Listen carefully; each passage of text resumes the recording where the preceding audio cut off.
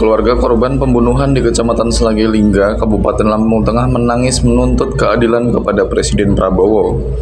Pasalnya, sejak 2 tahun kepergian AS yang tewas akibat tindak kekerasan, hingga kini pelaku belum divonis bersalah oleh pihak yang berwajib.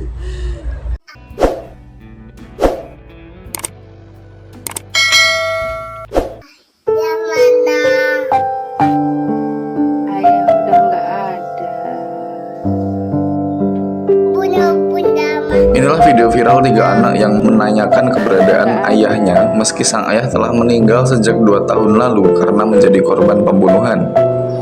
Ketiga bocah itu merupakan anak almarhum Andika Sanjaya, warga kampung Negeri Katon, Kecamatan Slagilingga, Kabupaten Lampung Tengah.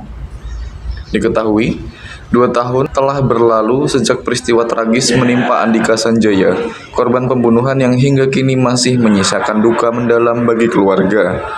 Korban tewas mengenaskan dengan sejumlah luka akibat senjata tajam yang terjadi pada Mei tahun 2023 lalu. Namun, hingga kini keluarga korban masih terus berjuang mencari keadilan karena terduga pelaku belum divonis bersalah oleh pihak yang berwajib.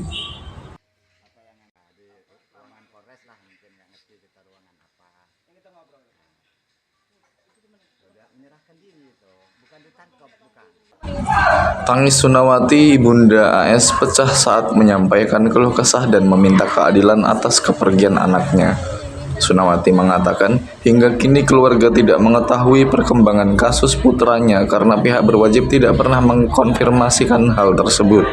Sekarang saya minta keadilan, anak saya sedih, saya dikit duit saya simpen. Kalau untuk ada orang pergi ke Kapolres ngurus anak saya, ternyata nggak ada kesimpulan sampai hari ini. Dari mana pelakunya kami orang nggak tahu. Mohon bantu ibu ini. Dia itu tanya aja sama anak saya, dia 2 tahun ini, tanggal tahunnya nggak ngerti. Pokoknya udah 2 tahun.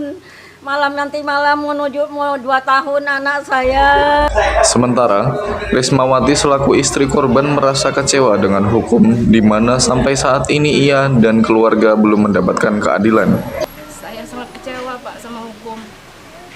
Sudah 2 tahun suami saya meninggal di situ, saya nggak tahu dia meninggal.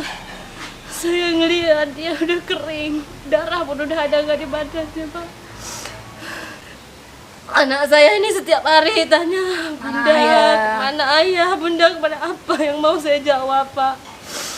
Anak saya yang 2 ini nangis kalau mau pergi pagi sekolah minta dianterin ayah. Saya nggak bisa apa-apa, saya bilang ayah udah nggak ada nak. Saya minta sama Presiden Prabowo supaya suami saya ini mendapatkan keadilan yang seadil-adilnya.